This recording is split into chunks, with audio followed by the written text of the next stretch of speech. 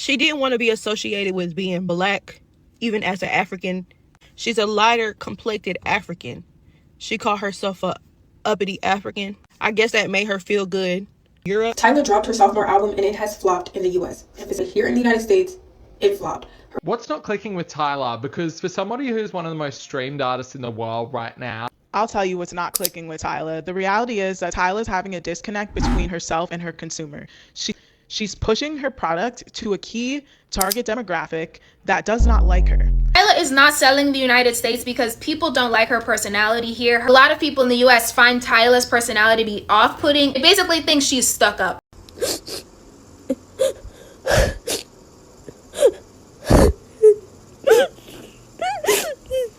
Album flop, and the reason behind it is because she thought she was bigger than the program.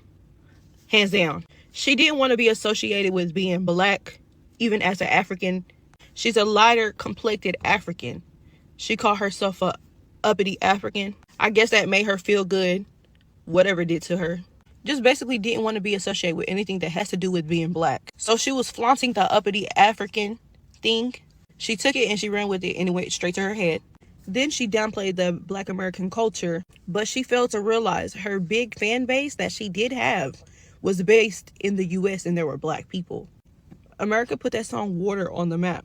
So without America, Tyla wouldn't have been as big as she was in that moment. So she needed the American culture. Water went viral on TikTok. You couldn't go nowhere and not hear that song Water, literally. A black person came up with that water dance. But you downplay black culture and you downplay the American people. Now that the American people are no longer supporting you, your sales drop completely. So for the ones that claimed that they were supporting you, South Africa and Europe. Tyla dropped her sophomore album and it has flopped in the US. Emphasis on the US. I don't know anywhere else, but here in the United States, it flopped. Her first week numbers or her first week sales was 15,000 units. For her debut album, she sold 24,000 in the first week in the United States. So it's a significant decline. Now, I know people love to bring up Spotify streams and that sort of thing. The streams for the album on Spotify were over 500 million. However, over 350 million of those streams were for the song Chanel. And then another 80 million were for the song It Is, or Is It, or something like that. So 85% of the streams, if not more, were for two specific songs. People aren't listening to the whole album. And if they did listen to the whole album, those were the only two songs that resonated with them. And one thing about Tyla, whenever you talk about her on the internet, the South Africans come bum rush your comments and make it seem like, who cares, we support her, and they try to drag you, try to bully you, but Tyla cares because she has made the move to the United States of America, right? She signed to a, label here in the United States. Even though she had a label in South Africa, she decided to have a co-label in the United States. She decided to have a co-management in the United States. So she is trying to break through in, the American music industry. So I know her, fans from back home are going to come in the comments, but she's not resonating. And I feel like it's because of, her personality, her behavior outside of the music.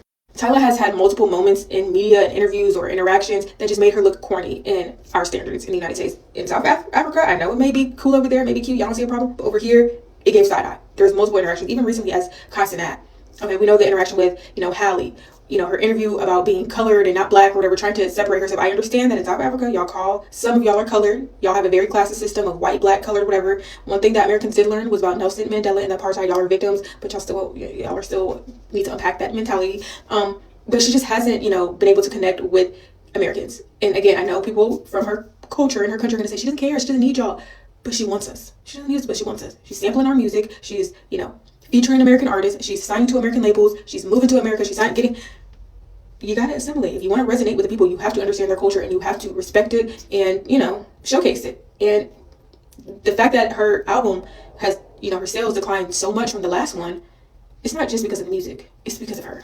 What's not clicking with Tyla? Because for somebody who's one of the most streamed artists in the world right now, I'll tell you what's not clicking with Tyla. The reality is that Tyla's having a disconnect between herself and her consumer. She's selling a product. That product is her music. Whether you want to view it that way or not, I'm telling you right now, that's the way the people up at her label are viewing her, as a product. She's pushing her product to a key target demographic that does not like her. I tried to say it the nice way. I've tried to be cute and demure about it, but I've received so much anti-black hate in my comments from South Africans, and shout out to my South Africans, because no matter how you feel about me, I love you, and it's not about me and you. It's not about you versus Black Americans. It's bigger than that. This is a business conversation. And if you don't have the media literacy to follow along, just keep scrolling. Point blank, period. The white creator, he made a comment about it, and y'all are not dragging him in the comments, but when a black woman does it, it's really sad. But let's get back to Tyla. At the end of the day, every global artist, this term that y'all love to throw around, that she's bigger than America and she doesn't need America, every global artist, from K-pop to Latin American artists, when they are attempting to transcend into that superstar status, they are brought over to American soil and marketed to Americans.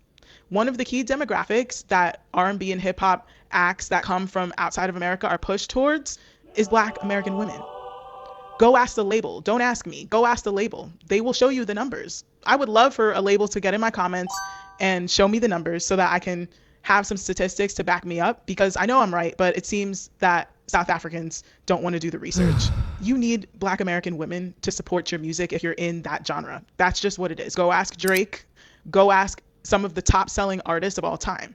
It is what it is. I'm sorry. Unless you're doing country, which I don't believe Tyla's going to be doing country music anytime soon. All my pop girlies, all my rappers, all my hip hop, all those genres, you need Black American women to support you.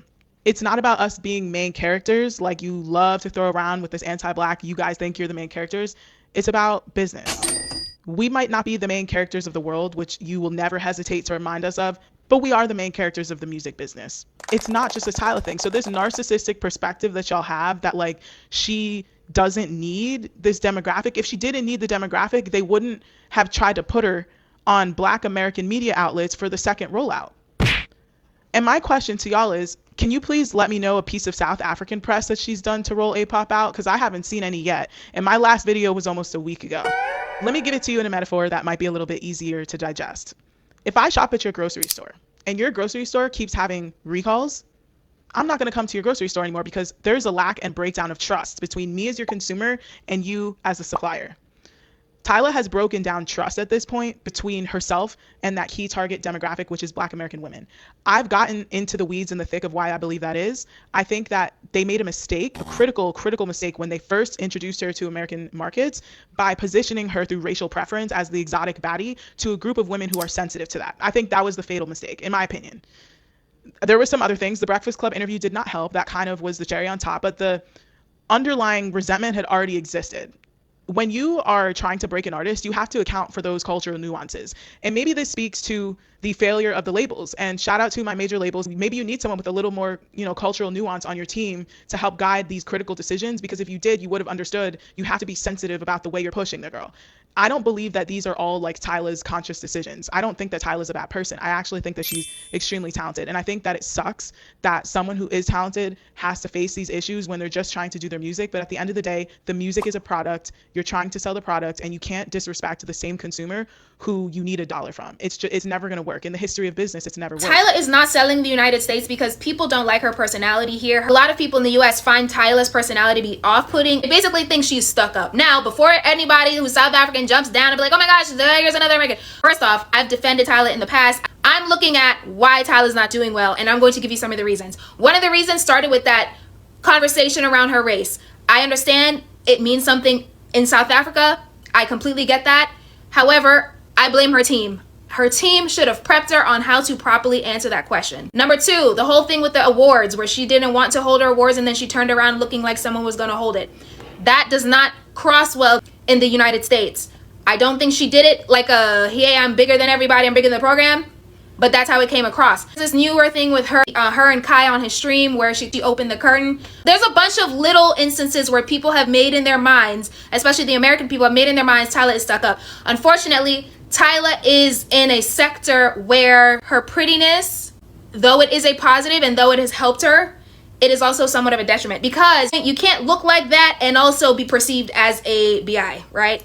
Especially if you're not from the country. And it's unfortunate because Tyla has all the ingredients to be successful. She's beautiful, she's talented, she could sing, she could dance, she does have a nice personality, but that whole stuck up, I'm bigger than the program, that's going to be tough to try to sell to the American media. And I can already hear your comments now. Tyla doesn't need to be big in the US to be big. Didn't say that. But if you want to be a global artist, you have to do well in the American market.